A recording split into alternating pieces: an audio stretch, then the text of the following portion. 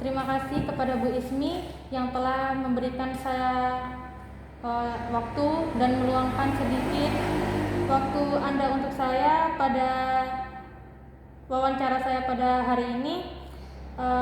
Baik, topik yang akan saya ambil pada wawancara hari ini yaitu pentingnya pola didik anak pada remaja untuk menghindari kenakalan remaja.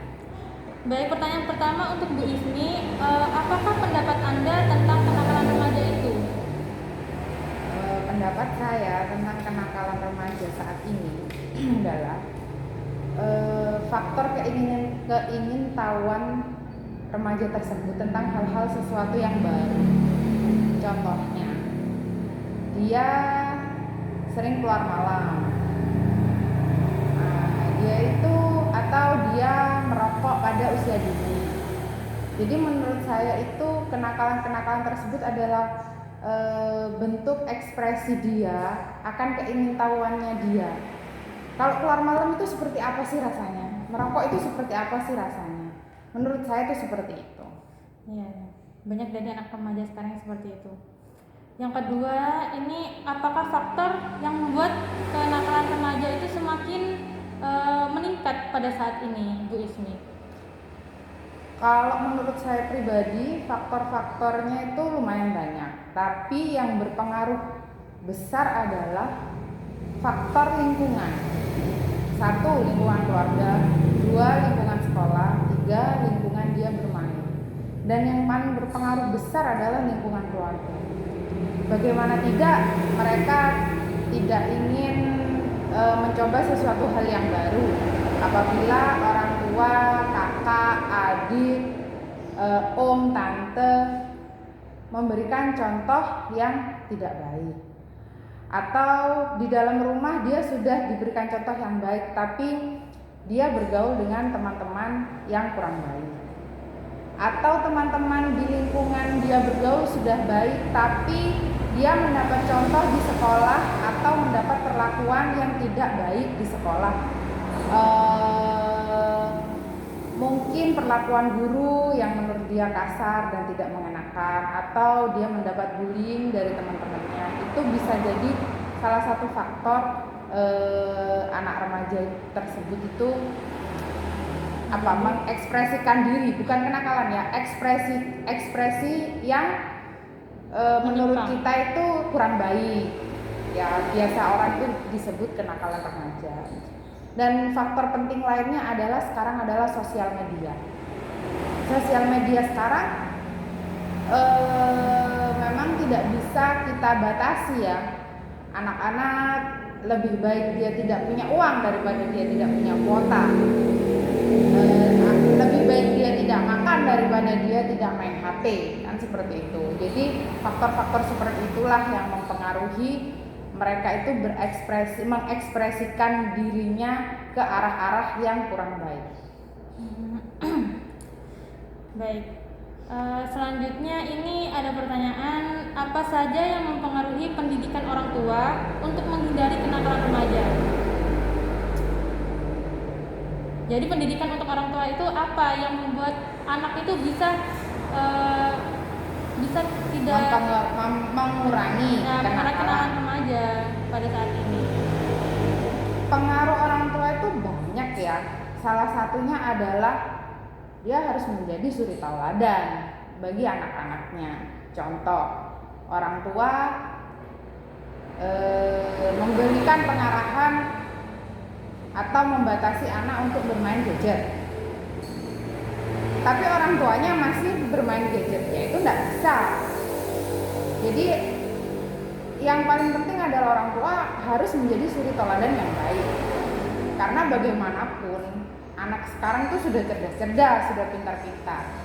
Dia juga tidak mungkin dinasehati langsung iya dan menerima. Dia juga pasti berpikir, saya kok disuruh begini sedangkan ibu saya begitu, atau saya kok dilarang merokok sama ayah saya sedangkan ayah saya merokok sehari beberapa bungkus gitu kan. Jadi yang menurut saya faktor yang mempengaruhi untuk mencegah kenakalan itu ya adalah suri suri teladan dari orang tua, suri teladan dari lingkungan sekitar, lingkungan sekolah seperti itu. Karena remaja itu cenderung mencontoh. Jadi kalau orang tua menjadi suri teladan yang baik, lingkungannya juga memberi influensi yang baik, pasti teman-temannya itu adalah influencer yang baik, pasti hal-hal yang dimasukkan ke dalam anak itu kan pasti yang baik-baik, pasti ya dia juga mengekspresikan apa yang dimasukkan itu secara baik kan, seperti itu. Jadi bagaimana caranya untuk menghindari kenakalan remaja saat berada di luar lingkup keluarga? Kan itu tidak bisa dikondisikan oleh keluarga itu tanpa sepengetahuan orang tua. Makanya itu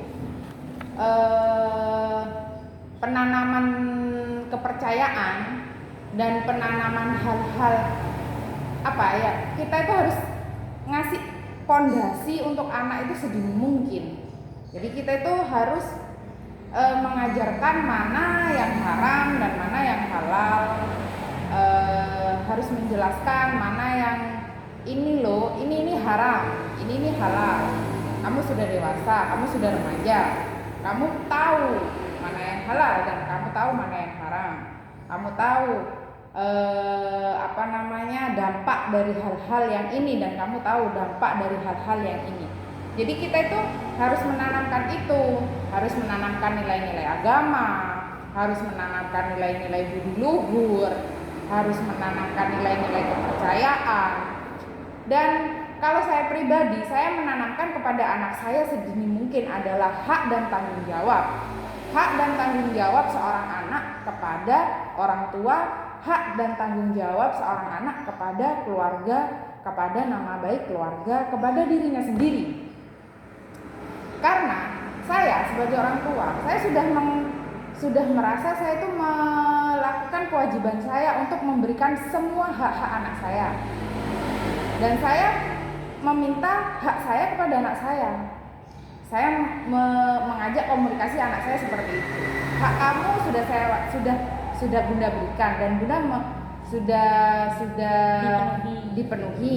Dan Bunda juga meminta hak Bunda.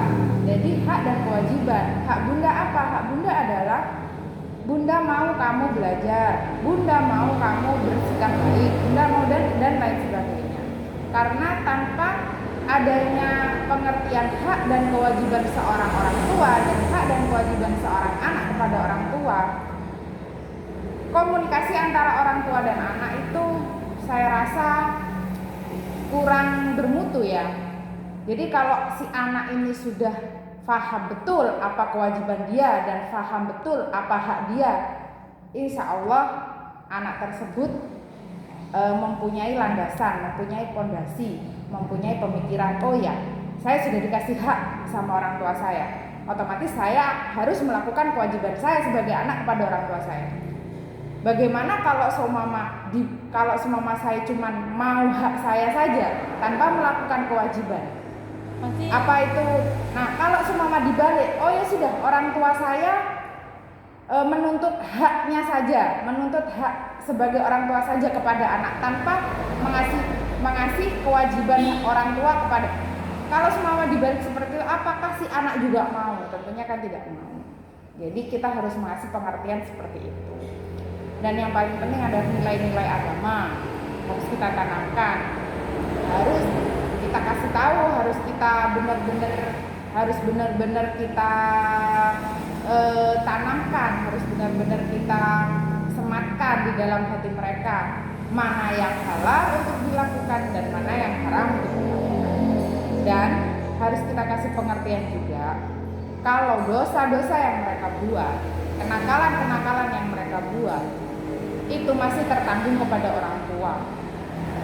Jadi kalau kita ukur aja kadar kesayangan mereka kepada orang tua, insya Allah kalau semua dia memang benar-benar sayang, memang benar-benar paham akan hak dan kewajiban sebagai seorang anak ke orang tua, insya Allah dia akan membatasi dirinya.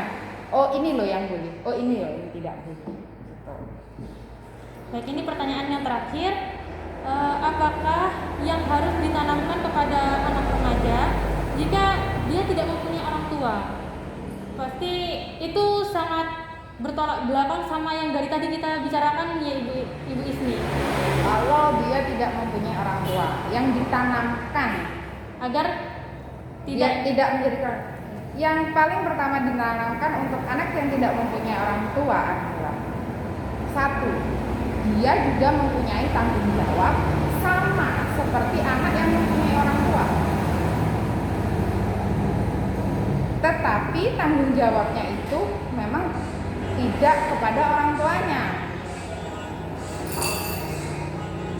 tapi kepada keluarganya. Dia tidak mempunyai orang tua, tapi dia pasti punya keluarga. Dia tidak menanggung beban nama orang tua, tapi dia menanggung beban nama keluarga. Dia tidak